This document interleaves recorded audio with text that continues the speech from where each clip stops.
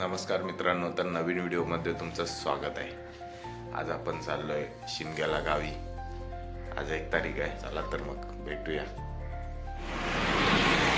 तर पनवेलवरून सकाळी 8:30ला निघालोय आणि आता पेनच्या आसपास पोहोचलोय।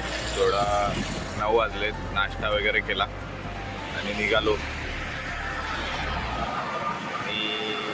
तसा माझा मोबाईल आहे, मोबाईलमुळे आपल्याला व्हिडिओज काढता नाही येत आहे। जिथे जिथे टाईम मिळतोय तिथं आपण असं मोबाईलमध्ये रेकॉर्ड करतोय आणि तुम्हाला दाखवणार आहे कसं काय कुठे। तर डायरेक्ट मी आता पेनला आलो आहे, पनवेल सोडलं आणि पेट्रोल वगैरे भरलं आणि त्याच्यानंतर आता पुढे बघूया असा प्रवास होतो।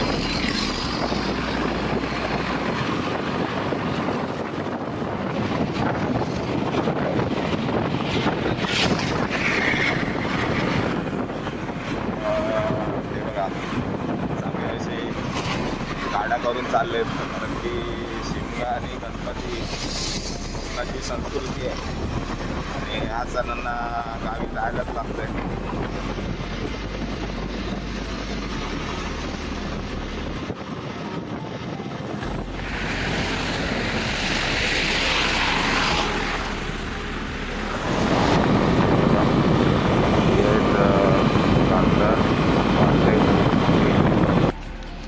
आपण आता गांधारपाले बौद्ध लेणीच्या इकडे आलोय आणि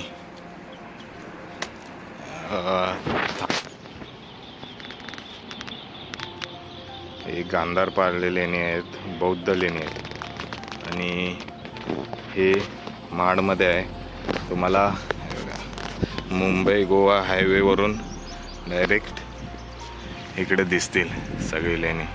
हे डोंगराच्या आतमध्ये कोरलेले लेणी आहेत आणि मी काय आता वर जात नाही कारण की मला घरी जायचं आहे। तरी पण एक ट्राय मारू। हे काय आहे,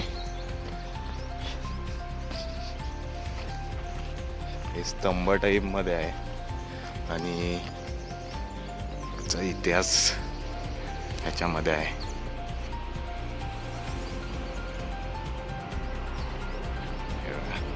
पूर्ण इतिहास आहे आणि आता येता येता मला सहसा ट्रॅफिक लागलेली। एक इंदापूर रोहाच्या आसपास ट्रॅफिक होती खूप। फुल उन्हामध्ये चढतोय, हालत एकदम खराब झाले आहे। मागे दिसतोय तो मुंबई गोवा हायवे आहे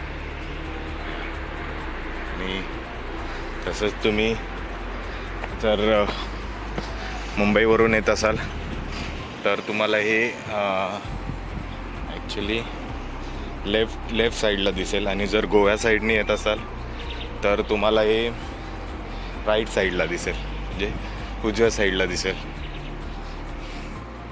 बघूया कशी आहेत। मी पहिल्यांदाच येतोय, एवढा मुंबई गोवा हायवेने प्रवास करतो पण दुपारचे 12 वाजलेत आणि मी वर चालत चाललो आहे आणि ही वर मोठी बॅग आहे पाठीवर आणि घेऊन चाललो आहे मी। आता काय खूप दम लागणार आहे आणि सगळे कपडे वगैरे आहेत। होळीला जाताना हे थोडं जास्तच जड घेऊन चाललो आहे मी, सगळे कपडे वगैरे। तर ट्रेकमध्ये किंवा कुठेतरी असलं तरी आपला खंड्या हा दिसतोच आपल्याला। काय मस्त व्ह्यू आहे, एक नंबर। तुम्ही मुंबई गोवा हायवेने प्रवास करत असाल तर नक्की विजिट करा। चांगली प्लेस आहे पण उन्हामधून येऊ नका, खूप त्रास होतोय। चढायला एकदम सोयीस्कर आहेत, पायऱ्या आहेत, पायऱ्यांवरून आरामात तुम्ही चालत येऊ शकता। आणि आपण कोरीव कामाकडे आलो आहे. हे बघा, इथं पहिलं कोरीव काम आहे आणि कसं आहे काय माहिती. मी फर्स्ट टाईम आलो आहे.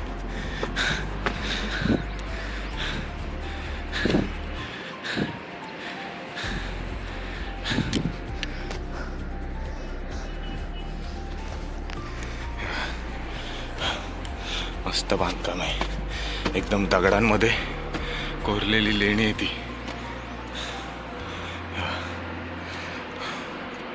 खूप मस्त.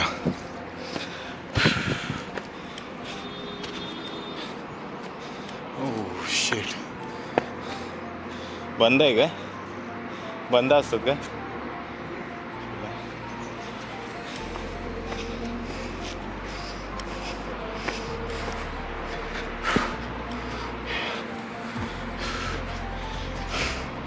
चप्पल घालून जाऊ शकतो ना?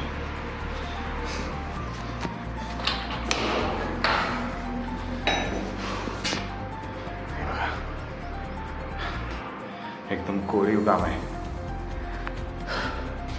ते बसण्याची वगैरे व्यवस्था आहे वाटतं.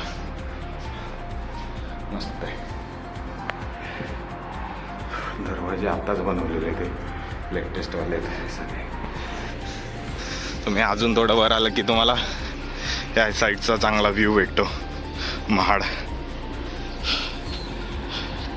महाडचा पूर्ण व्ह्यू मिळतो. मस्त एकदम. माझा प्लॅन होता रायगडवर जाण्यासाठी, कारण की 2-3 वर्ष गेलो आहे नाही रायगडवर. तर यावर्षी जायचा प्लॅन होता. बघूया, रिटर्न जाताना जर झालंच तर मी रायगडवरच जाईल. पायऱ्यांवरून आल्यावर ही अशी फेन्सिंग पडलेली वगैरे आहे, जरा सांभाळून चालायला लागतं इथून. कारण की जर फेन्सिंग पकडण्यासाठी नसेल तर डायरेक्ट पाय सरकला की हे बघा खाली डायरेक्ट दुसऱ्या वाट्यावर. मस्त.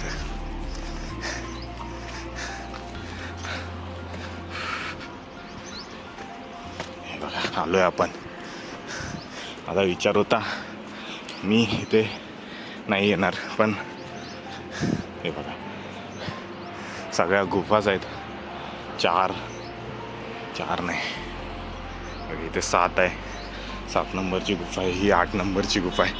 अर्ध्या म्हणजे 8 नंबरची गुफा आहे. हे बघा किती मस्त, एकदम कोरीव काम आहे, भारी.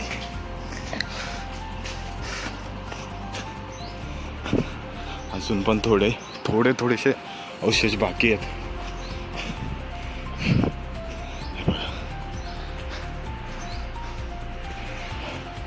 हे वरती कोरीव आहे, एकदम छान असं कोरीव काम आहे सगळं. हे खडकाला फोडून त्याच्यामध्ये असे रूम बनवलेले आहेत. हे बघा, हे वर आलं की वर एक कोरीव काम आहे छोटंसं. त्याच्यामध्ये पक्ष्यांनी घरटी बांधली होती, दिसत असेलच.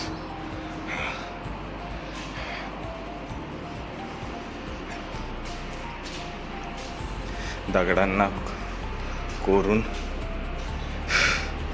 त्यांनी बनवलेलं आहे. आणि इथे एवढ्या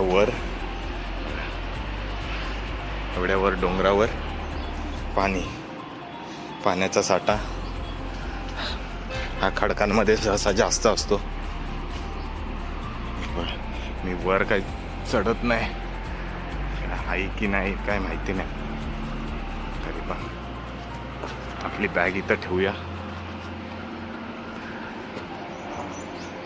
काहीच नाही, सगळ्या खोल्याच आहेत, बाकी काय बघण्यासारखं नाही आहे.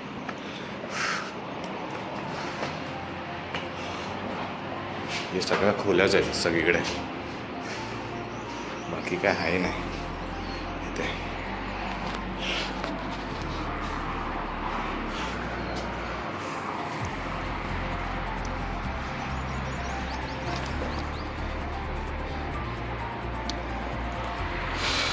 थोडंसं वर जाऊया एका ठिकाणी, दुसऱ्या ठिकाणी नाही गेलं तरी चालेल मग असं. मी दर टायमाला विचार करत होतो की इकडे जाईन, पण आज योग जुळला आहे की बघण्याचं आहे. पण फक्त इथे खोल्या कोरीव खोल्या आहेत सगळ्या, एकाच साईजच्या कोरीव खोल्या आहेत. ओके, तर आता थोड्या वेळाने मी उतरेन खाली. हे बघा, बाईक मी इथे लावले, बाईक घेऊन आलो ना, तर इथे लावले. खूप मस्त आहे व्ह्यू, एक नंबर. ते जर संध्याकाळचं किंवा पावसाळी आलात तर खूप मस्त वाटेल.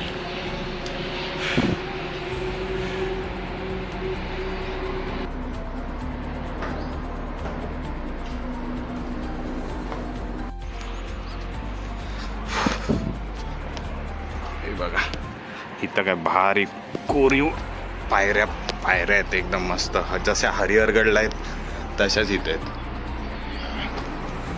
इथून भारी एकदम, जसं हरिहरगडला आहे तशाच पायऱ्या इकडे पण आहेत. हे बघा काय भारी आहे, कोरीव करून दगडातून इकडून, छान एकदम मस्त. माझं हे राहून गेलं होतं. हे बघा काय भारी कोरीव काम आहे एकदम. स्तंभावर या, कुठला स्तंभ आहे का माहिती नाही, पण हे बघा आतमध्ये बौद्ध आकाराचं फुल कोरीव काम आहे. आणि हे पुरातन काळातले आहेत, खूप जुने. मला असं वाटतंय आपण वर बघितलं तिथे पण असे स्तंभ होते असतील.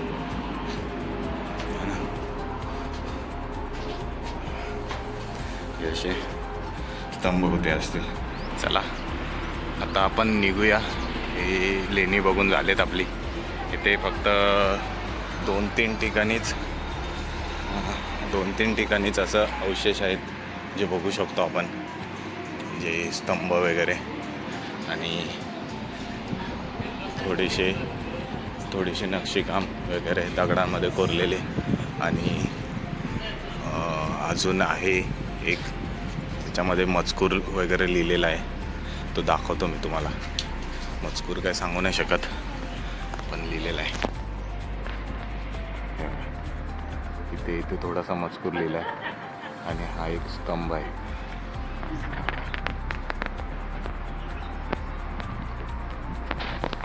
मस्त असं कोरीव काम आहे. आणि वर मी परत एकदा सांगतो की पाणी इथे पिण्यालायक असतं आणि खूप थंड असतं, खूप मस्त असतं पाणी. बरे, गांधारपाली लेणी आपली बघून झालेली आहेत. आणि आपल्याला त्याच्याबद्दल काय माहिती नाही. स्तंभ वगैरे होते, कोरीव का पण होतं, बघितलं आपण. थोडं वाचन करून त्याची माहिती सांगतो मी पुढच्या व्हिडिओमध्ये. चला तर आता आपण घरी जाणार आहे चिपळूणला, पण महाडवरून निघणार आहे थोड्या वेळात. लेण्यांपासून थोडं पुढं आल्यानंतर आपल्याला हे बघा रायगडकडे जाणारा रस्ता एक मागे आहे आणि हा एक पुढचा आहे. महाड शहराकडे पण रोड जाताना दिसेल तुम्हाला.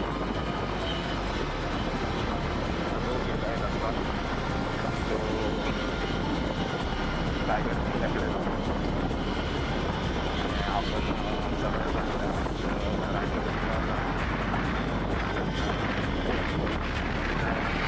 आपण आपण आता कशेडी घाटाच्या खाली आहे. म्हणजे घाट असा हा वरून येतो, वरून इकडे मागच्या साईडला उतरतो आणि हा समोर जाऊन पुढे. आता आपण बोगद्याने चाललोय, कशेडी घाटाच्या बोगद्याने चाललोय. दाखवतो तुम्हाला, कारण की जो कशेडी घाट आहे तो तसा वरून डोंगरावरून असा खाली जातो.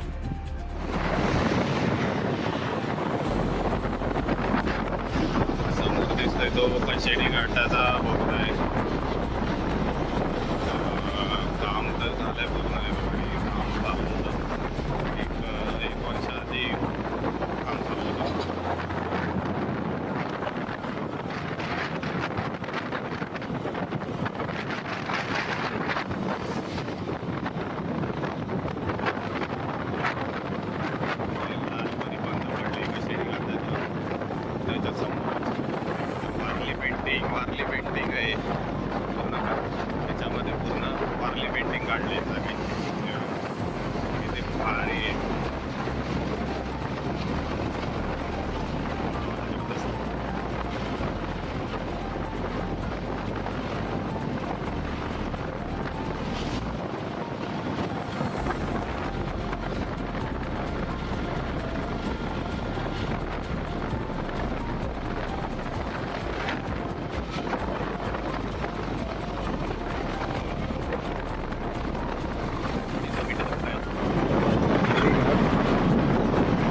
फेरीघाटा बघा इथे बघा.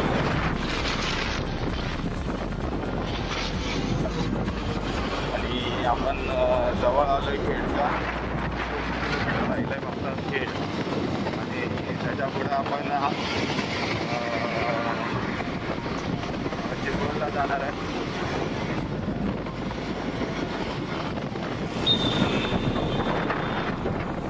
आपण आता पीर MIDC मध्ये आहे. MIDC चिपळूण पासून 20 किलोमीटरवर आहे.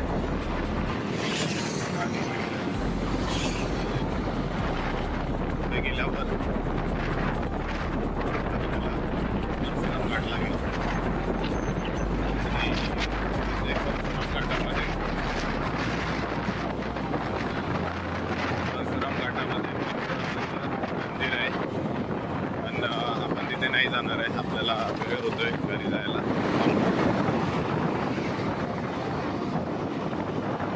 लेफ्ट मारला की परशुरामांचं मंदिर येतं.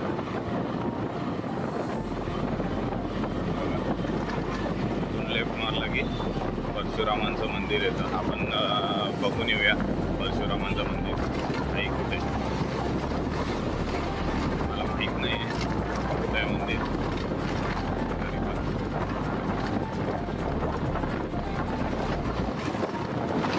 आपण आलोय तर मला माहीत नाही कुठे मंदिर. त्यांना विचारलं होतं ते वर आहे कुठेतरी समोर लेफ्ट दिसतं. लेफ्ट मारायचं आहे. परशुरामांचं मंदिर बाबा.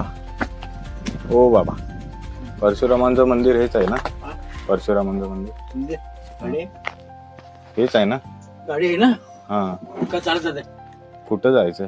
हे सरळ असं जायचं, गाडी जाते खाली जाते? शॉर्टकट आहे, 3 मिनिटं खाली. अच्छा, इकडनं जाते डायरेक्ट गाडी?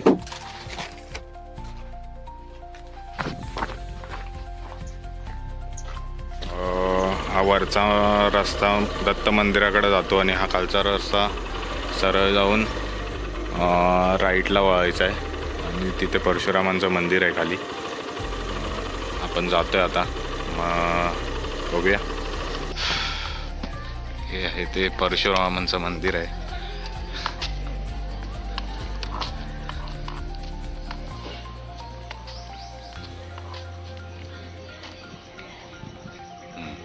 एवढंच परशुरामांचं मंदिर आहे. एवढा हा त्यांचा गाभारा आहे. मी त्यांचा फोटो वगैरे तर नाही दाखवू शकत, पण हे बघा ते प्रतिकृती काढलेली आहे परशुरामांची. प्लस हे बाप्पाचं मंदिर आहे. तर आता आपण पोचलोय टेरवनला. टेरवनचा मठ आहे. तिथे शिवाजी महाराजांचं सगळं वास्तू वगैरे असे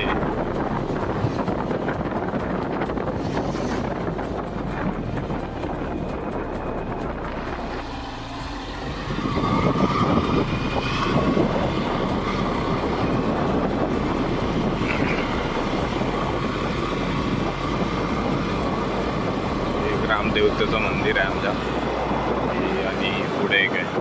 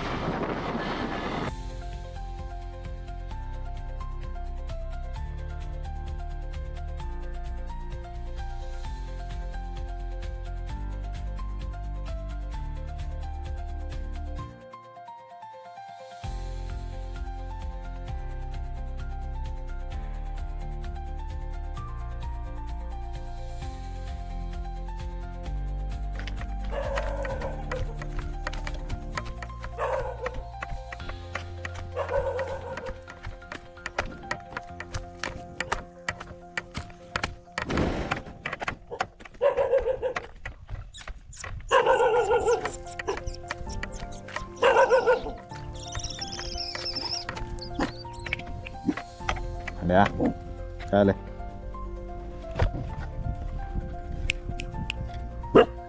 चल चल चल चल चल चल चल. नमस्कार. तर मुंबईवरून गावी जाण्यासाठी मला एक 8 तास लागले. गांधारपाली लेणी, परशुराम घाट आणि परशुराम मंदिर इथे थांबलो होतो मी आणि पुढे जाऊन डायरेक्ट घरी थांबलो होतो. तर शिमग्यासाठी आलो होतो मी गावी आणि तिथे काय मला एडिट करायला भेटला नाही व्हिडिओ आणि मी डायरेक्ट मुंबईला येऊन एडिट करतो आहे कारण की तिथे टाईमच नाही मिळाला होळीमध्ये. आणि आता ह्या टायमाला होळीचा व्हिडिओ टाकतो आहे. बघा तुम्ही कसा झाला व्हिडिओ सांगा आणि भेटूया नवीन व्हिडिओमध्ये.